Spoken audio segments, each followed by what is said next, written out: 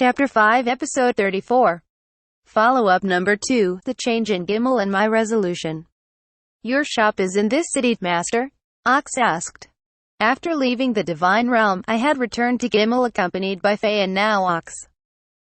We powered through the journey with space magic and our above-average stamina and made it here from Gonago in the record time of 2 days.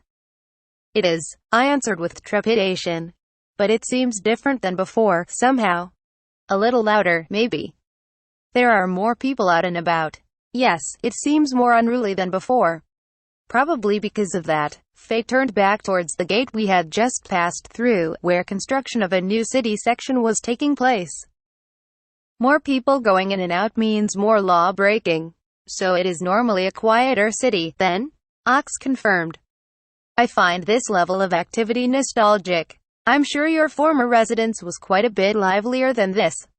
He was an ex-gladiator, after all. I was sure that any city with a coliseum was a center for gambling and entertainment. The new district currently being constructed was going to be just that. They had decided to build it separate from the main city to keep the old town safer, but no one could prevent the increase of foot traffic in the city while the district was being built. Upon closer inspection, I could see the city guards making frequent patrols through the streets. We should talk to Carm, I proposed. Good idea, Faye agreed. Walking slightly faster, we made our way through the streets, which were familiar and yet seemed a bit unfamiliar. We arrived at the shop. Since customers made a line out onto the street, we entered through the back door, and found Carm frowning at a document, a cup of tea in hand. It didn't exactly look like he was taking a relaxing break. Hi, Carm, I called. Oh. Welcome back, boss. And Faye. He must have been too engrossed in the document to notice us when we came in. In any case, Carm looked exhausted. May I ask who this is? Pardon me. This is Ox Road, a former gladiator and level 5 dual blader. He's our new employee and slave. I'm sure he'll be a great asset to the shop's protection. Despite the polite remark, I saw Carm shoot a glance at Ox's left wrist, the one devoid of a hand. Master has practically given me a new arm already. I will earn my keep. No sweat, Faye reassured. I saw firsthand that he's cut out for the job. Not sure what you mean by a new arm, but if Faye trusts you, then I trust you. I'm looking forward to us working together. We were off to a good start, I supposed. Now that introductions were done, I said, Faye, thank you for guarding us along the way. Please show Ox to the dorm, and orient him on what to expect moving forward. Then get some well-deserved rest. Yes, sir. Does Ox? A room has been prepared for him, with a nameplate on the door. I turned to Ox. There you have it. We rushed through our journey, Ox, so please get some rest. I will. Thank you both. Then, Carm and I moved to the office. You seemed troubled when we walked in, I started. What happened here while we were gone? Well, you might have noticed already, but crime has gone up a bit with the influx of laborers. The Merchants Guild has provided an advisory. And according to a tip I've purchased from a trustworthy source, it's very likely that some of the labor groups are run by the Mafia. So that's driving crime up further. The Mafia, the district they're constructing now, is scheduled to host a coliseum to drive tourism. Which, of course, will generate massive revenue. The Mafia must be trying to get their foot in the door so they can be the first to establish profitable businesses. The city guards are aware that the Mafia has infiltrated the city, but they're professional criminals. By day, the families work as a perfectly legal labor agency. I see. So they're front organizations. Any damages on our end? I asked. Perhaps an argument or two between a regular and an obstinate customer, but I've seen a few people scouting out the place. Mafia or otherwise, there are plenty of people with sticky fingers out there. I was just thinking about ramping up security until things calm down. Road and his impressive physique will be a deterrent, so I'm glad to have whatever added security we can get. I felt like I'd seen his facial expression somewhere before. My office from my previous life in Japan, perhaps. He must have been overworked. Are you sure? I asked. I don't think you're lying, but I get the feeling you're trying to keep something from me.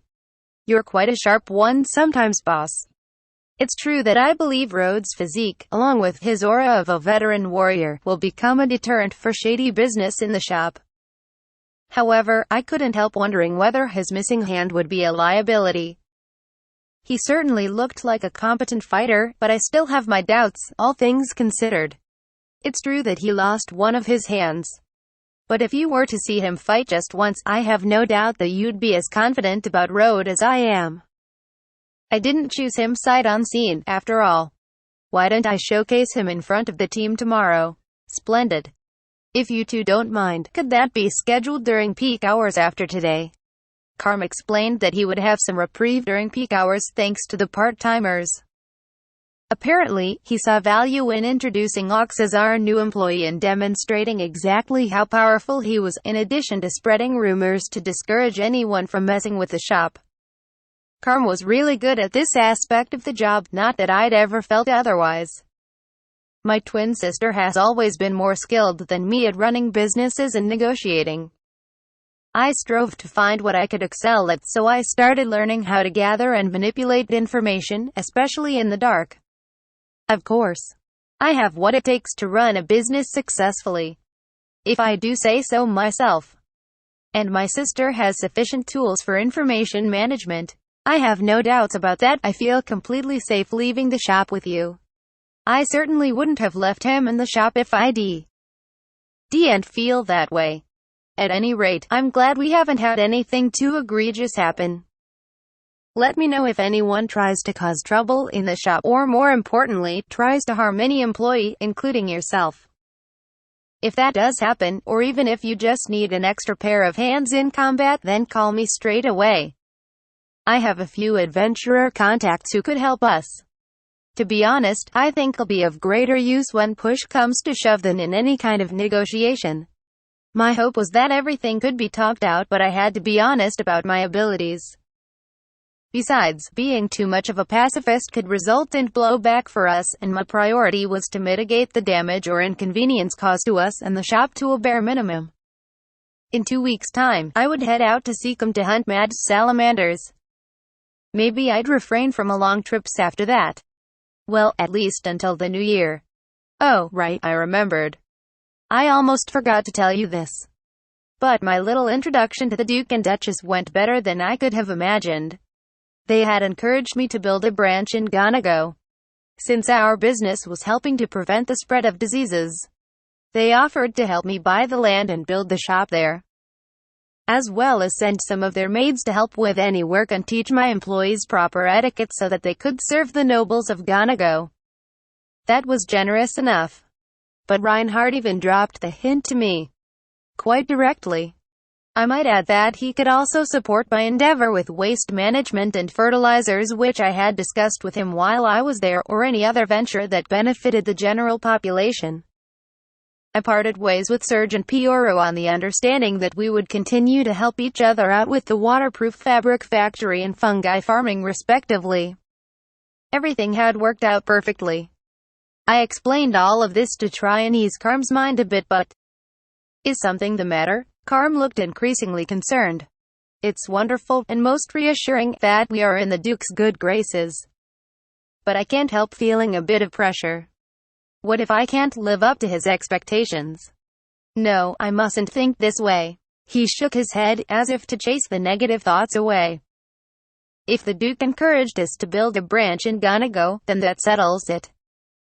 We'll send someone to run the shop, of course, but we should get the rest of the employees hired sooner rather than later. Oh, about that, I produced a booklet from the item box. Is that from the Molten Slave Trading Company? I was given this on my way out after purchasing Ox. And there's a section on new businesses. The booklet, which Orist had handed to me as we practically hightailed it out of there, outlined a staffing program. Orist had apparently started renting slaves out for short-term work that paid by the hour. Apparently, this arrangement would be a win on 3 fronts. For customers who needed working hands but couldn't afford to purchase slaves, or only required them for a few months, slaves whose prices were driven up by their debt and wanted their freedom quicker, and slave traders who had to pay for the upkeep of slaves. or may have had slaves who were overvalued. The booklet went into more detail about other secondary benefits for each party. In fact, there was an enclosed letter celebrating the establishment of the program. After overcoming numerous hurdles, those like me who wondered what the program could offer over hiring workers through a guild, other slave traders denouncing the program as a waste of money compared to selling the slaves, and internal pushback about the risks of the slaves making a run for it. Still, I was considering taking advantage of the program. We interviewed a few others before settling on Ox, and while they weren't up to snuff when compared to him, they had determined them competent enough for guarding the shop under normal circumstances. This program may not be a bad idea when it comes to staffing our new branch. It says here that they offer temporary leases. And if we like their work, we can purchase and keep them on as permanent staff.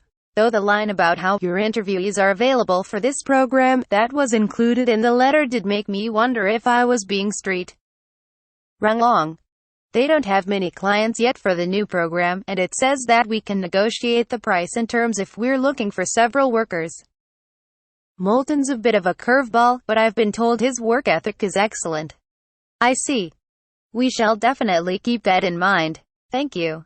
And while we're on the subject, I was wondering if we could build 2 branches in Gonago.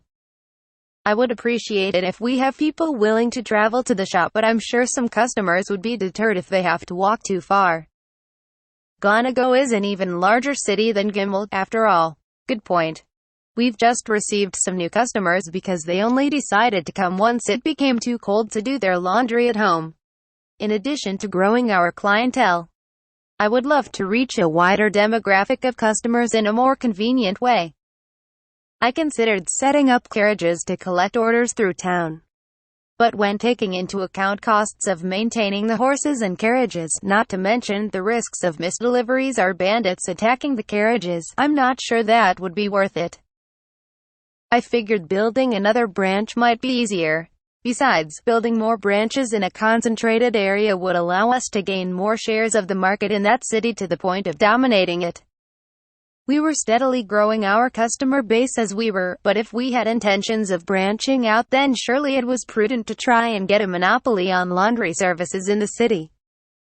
That way, when people wanted clean clothes, they'd come to Bamboo Forest. At the very least, I wanted to make the most of promoting our unique selling point, cleaner slimes. Speaking of, I asked Carm, do you remember those laundry shops that popped up after they saw our business was growing? I heard that most of them were unable to make a profit and closed down. Are any of them still active? Haven't heard anything about them lately. Do you want me to look into it? That would be great. I had always considered branching out in case my cleaner slime population grew out of control.